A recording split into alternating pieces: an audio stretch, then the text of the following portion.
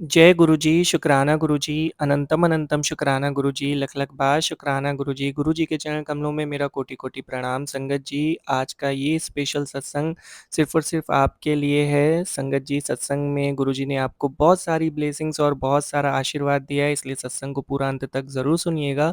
क्योंकि कहते हैं जो भी सत्संग सुनता है या सुनाता है, दोनों को गुरुजी की ब्लेसिंग्स मिलती है। हम गुरुजी का सत्संग गुरुजी के मंत्र जाप से स्टार्ट करेंगे। ओम नमः शिवाय, शिवजी सदा सहाय।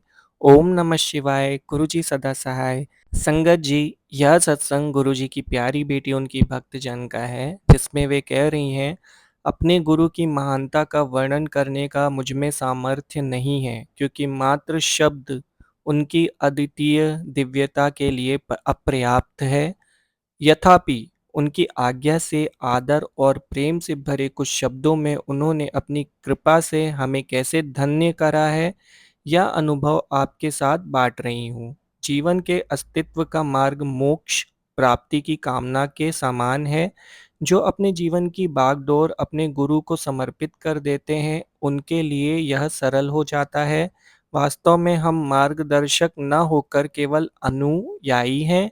मेरा जन्म एक जट सिख परिवार में हुआ था। मेरे परिवार में आनंद, सुख, समृद्धि, शिक्षा और अनुशासन किसी का अभाव नहीं था। अपने बचपन से मैं अपने दादा से बहुत प्रभावित रही हूँ, जो सदा धर्म और ईश्वर में विश्वास रखते आए हैं। शनै शनै एक गुरु की महिमा प्राप्त करने का विचार मेरे मन में घर कर गया। मेरा विवाह भी एक जट सिख परिवार में हुआ। मेरे पति 3 कन्याओं के बाद परिवार में आए थे। इस कारण उन्हें अत्यधिक स्नेह प्राप्त हुआ और उनकी आदतें बिगड़ गई। उनकी सब मांगें पूरी कर दी जाती थी। मद्यपान उनकी सबसे बड़ी समस्या थी, जिसके कारण वह परिवार के उपेक्षा करते थे और स्वयं कोई उत्तरदायित्व उठाने को तैयार नहीं थे। हर लड़की का स्वप्न सुखी दाम्पत्य जीवन होता है और मैं कोई अपवाद नहीं थी। पर जब परिवार का पालक ही नशे में डूबा रहे, किसी के वश में कुछ नहीं रहता, रोज की छोटी मोटी समस्याएं भी अजेय लगती हैं कंधों पर परिवार का बोझ, और मेरी सुखी अवस्था ने शीघ्र ही मेरा जीवन नर्क बना दिया। उन्हीं दिनों मेरे दादा घर आए। मेरे अंदर ठहरा हुआ दुखों का बांध मानो टूट गया और उन्हें विश्वास हो गया कि मेरी सहायता होनी चाहिए। मैंने भीगी आंखों से उन्हें बताया कि मुझे पूर्ण गुरु की आवश्यकता है। हम अपने नश्वर शरीर और मन के लगातार प्रयत्नों से भी गुरु के पास नहीं पहुंच सकते, जब तक हम उनके निर्देशित मार्ग पर चलने को तत्पर नहीं हैं। ऐसी अवस्था आने पर गुरु स्वयं हमें अपने समीप बुलाने का सहज मार्ग निकाल लेते हैं। कुछ समय के बाद मेरी माँ मुझे गुरु जी के पास ले गई। गुरु जी के यहाँ पहुंचते ही मुझे गुलाब पुष्पों की सुगंध आई। उन्हें देखकर मेरी आंखों में पानी भर गया। कुछ घंटों जब तक मैं वहां बैठी रही, मेरी आंखों से निरंतर अश्रु प्रवाहित होते रहे। उस पहले दर्शन के बाद जब भी मेरी गुरुजी से भेंट होती थी, मैं अपनी भावनाओं पर नियंत्रण नहीं रख पाती थी। हर दर्शन के समय मुझे शांति की प्राप्ति होती थी, पर क्यों, यह मेरी तुच्छ बुद्धि की समझ में कभी नहीं आया। संभवतः मेरे आंसू मेरी अंतरात्मा को स्वच्छ कर रहे थे। इस बीच मेरे पति ने और अधिक मद्यपान करना शुरू कर दिया। वह अपने उत्तरदायित्व को बिल्कुल भूलकर पैसे जल के भांति बहाने लगे। मैंने उनको गुरुजी के बारे में बताकर उनके पास चलने को कहा, पर उन्होंने मेरा परिहास करते हुए कहा कि ऐसे गुरु तो सैकड़ों मिल जाते हैं, और मुझे रूढ़िवादी की उपाधि से विभूषित कर दिया। साथ ही मेरा गुरुजी के दर्शन करने का भी अनुमोदन नहीं किया। नवंबर 1999 के आसपास उनका संयुक्त राष्ट्र की ओर से लेबनान स्थानांतरण हो गया। वहां पर उनकी नशे की आदत बढ़कर और गंभीर हो गई और उसी समय उनको यकृत सूत्र रोग लीवर सिरोसिस से पीड़ित घोषित किया गया। मेरे ऊपर तो दुखों का पहाड़ टूट पड़ा। चिकित्सक के अनुसार उनके यकृत ने काम करना बंद कर दिया था और बता दिया कि अगले 2 वर्षों में उन्हें दूसरे यकृत की आवश्यकता पड़ेगी। इतने कम समय में किसी दाता को ढूंढना असंभव था। ऐसा दानी मिलने पर भी उसका व्यय अत्यधिक होता और शल्य चिकित्सा के परिणाम सफल होने की संभावना भी अति कम थी। चिकित्सक ने उन्हें कह दिया था कि मद्य की एक बूंद भी उनके लिए घातक सिद्ध हो सकती है। इस बीच मेरे अभिभावक गुरुजी के पास जाकर उनके स्वास्थ्य लाभ की कामना करते रहे। चिकित्सालय से अवकाश प्राप्त कर हम दिल्ली वापस आ गए। मेरे आग्रह पर वह गुरुजी के पास आए और एक कोने में बैठकर यही शिकायत करते रहे कि कितनी थकान है, और मैंने ही आने की जिद करी थी। उस दिन जब मैं गुरुजी के पास पहुंची तो मैं आवेश में कुछ बोल नहीं पाई। मेरी माँ और मैंने गुरुजी को उनको बचाने की विनती करी। गुरुजी ने उत्तर दिया कि वह तो नास्तिक है, वे उसकी सहायता कैसे कर सकते। उसके बाद मैं गुरुजी के पास अकेले ही जाती रही, क्योंकि मेरे पति साथ जाने को तत्पर नहीं थे। एक रात गुरुजी के यहाँ से वापस आने पर मैं गहरी नींद में सो रही थी, जब अचानक जोर से मेरे कमरे में वायु का झोंका आया। भय के कारण मैं बिस्तर पर उठकर बैठ गई और आंखें बंद कर अपनी प्रार्थना करने लगी। मुझे अंधेरे को चीरते श्वेत प्रकाश का आभास हुआ, जो मेरे मस्तक तक आ रहा था। उस श्वेत प्रकाश के मध्य में गुरुजी की आकृति थी। उन्होंने कहा कि वह अब मेरे पति को ठीक करेंगे। अगले 15-20 मिनट तक शल्य कक्षों के समान गंध आती रही। उसके बाद जब सब साफ हो गया तो गुरुजी ने कहा कि उन्होंने मेरे पति को स्वस्थ कर दिया है। उसके बाद मैं सो गई। उस दिन को बीते हुए 6 वर्ष हो गए हैं, परंतु मेरे पति ने अपने नशे की आदत बनाए रखी है।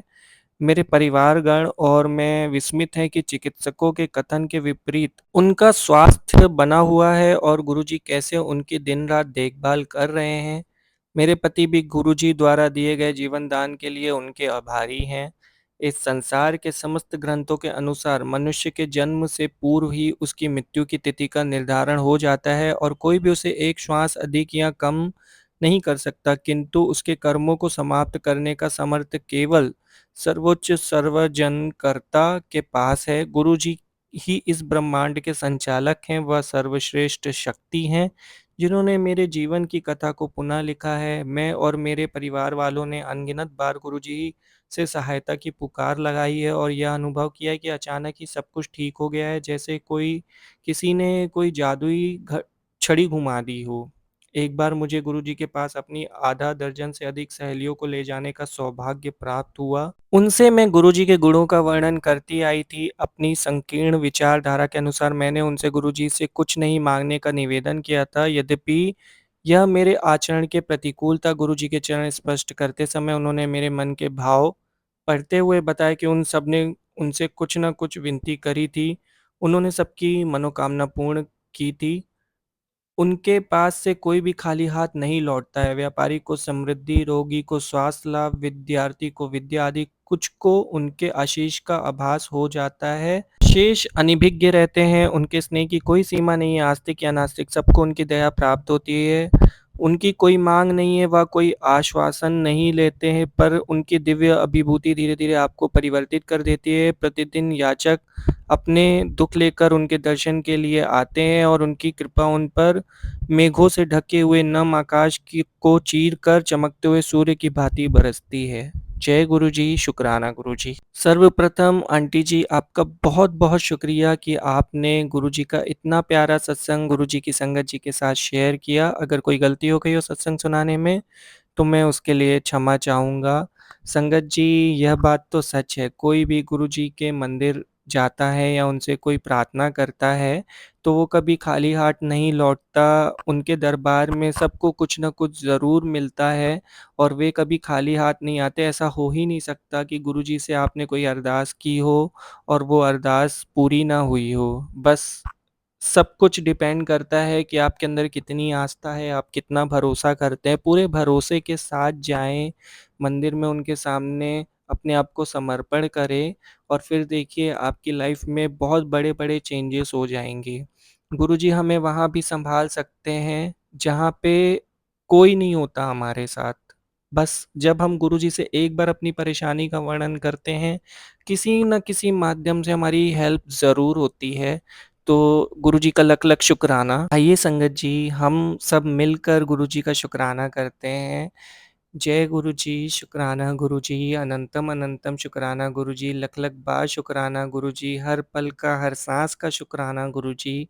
आपने जो भी कुछ हमें दिया है उस हर चीज़ का शुक्राना, इतनी सारी मुश्किलों से बाहर निकाला उसका शुक्राना। अब मेरे पास तो वर्ड्स ही नहीं है कि मैं कैसे शुक्राना करूं। जितना शुक्राना करो उतना कम है।